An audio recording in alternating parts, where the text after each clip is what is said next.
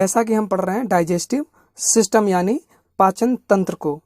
यहाँ पर बेटा ध्यान देने वाली बात यह है कि यहाँ दो टर्म्स यूज किए गए हैं, एक तो डाइजेस्टिव और दूसरा सिस्टम।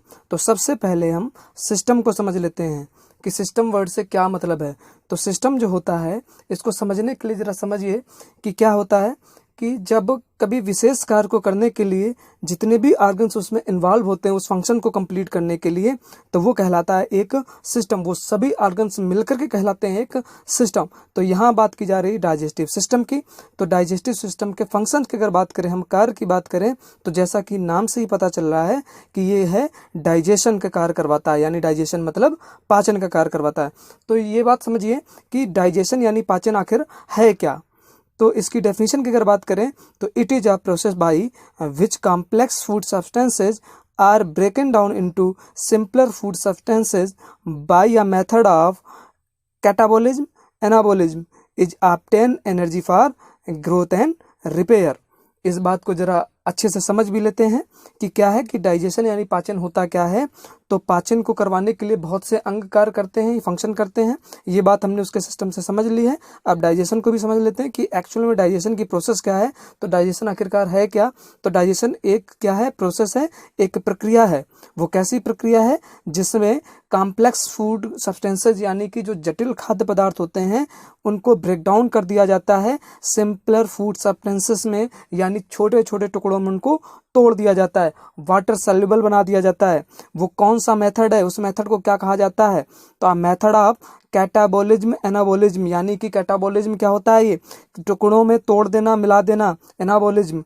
ठीक है, क्यों ऐसा क्यों होता है, ऐसा क्यों किया जाता है, क्योंकि क्या कर सके में ऑब्टेन एनर्जी, हमें क्या मिल सके, ऊर्जा मिल सके। किस चीज के लिए, फॉर ग्रोथ एंड रिपेयर, जिससे हमारा विकास हो सके और क्या कर सके, हमारा शरीर खुद को रिपेयर कर सके।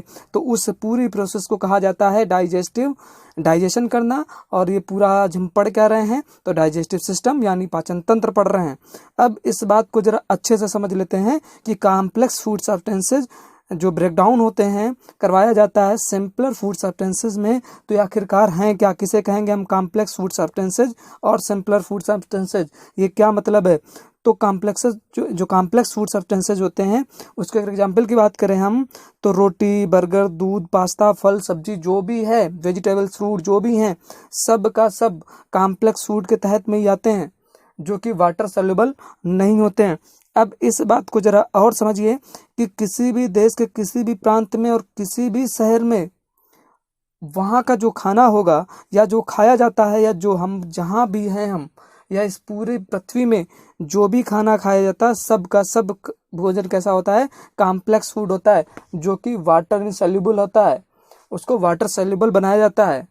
तो वो सब का सब कॉम्प्लेक्स फूड होता है, यानी कि जटिल खाद्य होता है, यानी कि यह मिश्रण होता है, कॉम्बिनेशन होता है किन चीज़ों का। ये जटिल क्यों होता है, कोई भी भोजन आप देखिए, किसी को भी देखिए, आप रोटी देखिए, आप कुछ भी देखिए, तो वो कॉम्प्लेक्स क्यों है, क्योंकि उसमें मिश्रण होता है। तो किन किन चीज़ों का होता है मिश्रण, उसमें ज़रा देख लेते हैं हम कि फैट का होता है, कार्बोहाइड्रेट का होता है, प्रोटीन का होता है, विटामिन का होता है, मिनरल्स होता है, एमिनो एसिड होते हैं, न्यूक्लिक एसिड होते हैं। ये सब उससे मिले हुए होते हैं, सब एक साथ ही होते हैं, इसलिए क्या कहलाता है, कॉम्प्लेक्स फूड कहलाता है। अब पाचन की क्रिया में यानी डाइजेशन की प्रोसेस में क्या किया जाता है, इन सभी को उस भोज्य पदार्थ से यानी उस फूड सब्सटेंसेस से क्या किया जाता है, तोड़ दिया जाता है छोटे छोटे टुकड़ों में, यानी कि जो हमारी बॉडी को इन्हीं सब चीज़ों की जरूरत होती है। और ये क्या कहलाते हैं, एक प्रकार से न्यूट्रिएंट्स कहलाते हैं, यानी पोषक तत्व कहलाते हैं। जरा न्यूट्रिएंट्स की बात को भी पहले समझ लेते हैं कि न्यूट्रिएंट्स क्या होता है। न्यूट्रिएंट्स का मतलब होता है कि भोजन में मौजूद वो तत्व या वो चीज़ें जिससे हमारे शरीर को एनर्जी मिलती है।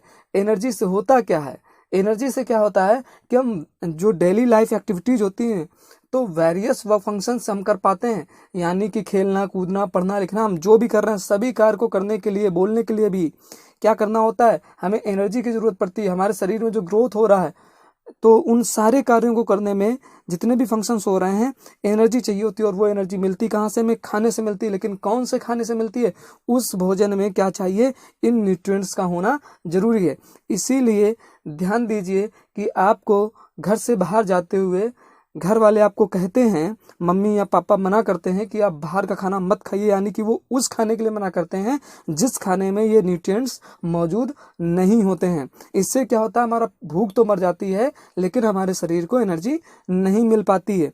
तो इन न्यूट्रिएंट्स का काम होता है हमारी बॉडी को इतने ही न्यूट्रिएंट्स, 7 जो न्यूट्रिएंट्स बताए गए हैं, इतने ही न्यूट्रिएंट्स चाहिए होते हैं।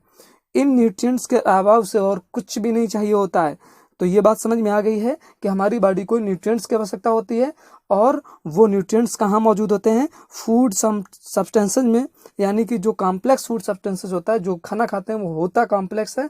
तो उसको जब हम खाते हैं तो एक प्रोसेस से गुजरता है, वो भोजन उस प्रोसेस से गुजरता है, और उस प्रोसेस में क्या किया जाता है, उसको तोड़ दिया जाता है, यानी कि उससे इन सभी न्यूट्रिएंट्स को अलग अलग कर दिया जाता है, जिससे हमारी बॉडी को जितने जो चीज़ की जरूरत होगी, जिस न्यूट्रिएंट्स की जहाँ जरूरत होगी वो उसको ऑब्जर्व कर लेती है, और जो चीज़ें बच जाती हैं उसको एक्सक्रीशन के द्वारा बाहर निकाल दिया जाता है हमारी बॉडी से।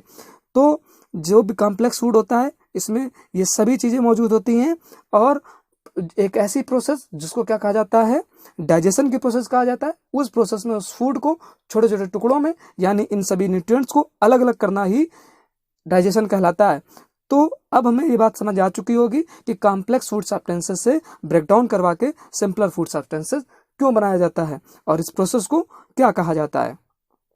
तो अभी हमने जो न्यूट्रिएंट्स देखे उनके एक बार नाम और देख लेते हैं। Carbohydrate, protein, fat, vitamin, minerals, amino acid. Amino acid का काम क्या होता है, एमिनो एसिड कई सारे मिलकर के क्या करते हैं, प्रोटीन्स का निर्माण करते हैं, प्रोटीन बनाते हैं। और न्यूक्लिक एसिड जो लास्ट है, न्यूक्लिक एसिड यानी कि नाभिकीय अम्ल, तो ये क्या करते हैं, ये कई सारे न्यूक्लिक एसिड मिलकर के क्या करते हैं, डीएनए का फॉर्मेशन करते हैं, डीएनए का निर्माण करते हैं। ये बात हमें समझ में आ गई है।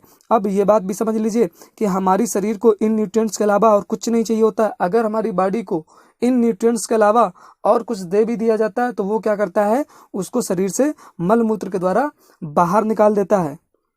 यानी कि अब दो बातें और आपको समझ लेनी है कि यहाँ पर हमने बातें की हैं, जो 7 न्यूट्रिएंट्स की बात की है उसमें से स्टार्टिंग के 3 न्यूट्रिएंट्स यानी कि कार्बोहाइड्रेट, प्रोटीन और फैट, ये 3 न्यूट्रिएंट्स जो होते हैं, जो 3 न्यूट्रिएंट्स हैं, ये हमें एनर्जी प्रोवाइड कराते हैं, हमारी बॉडी को एनर्जी देते हैं। इसका मतलब ये हुआ कि आप कुछ भी खा लीजिए, उस खाने में अगर कार्बोहाइड्रेट, प्रोटीन और फैट नहीं मौजूद है तो हमारी बॉडी को एनर्जी नहीं मिलेगी।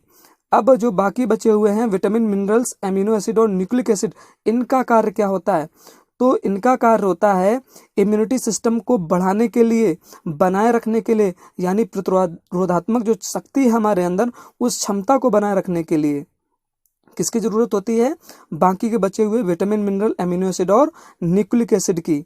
यानी कि रोग और व्याधियों से बचाने के लिए हमें इन्हीं की जरूरत पड़ती है, इन्हीं न्यूट्रिएंट्स की जरूरत पड़ती है।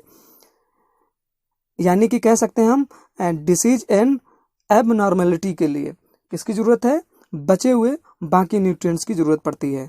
तो अब हम स्टार्ट करते हैं इसके स्ट्रक्चर यानी कि डाइजेस्टिव सिस्टम के पूरी प्रोसेस को। तो जरा देखिए कि डाइजेस्टिव सिस्टम को 2 भागों में पढ़ेंगे हम।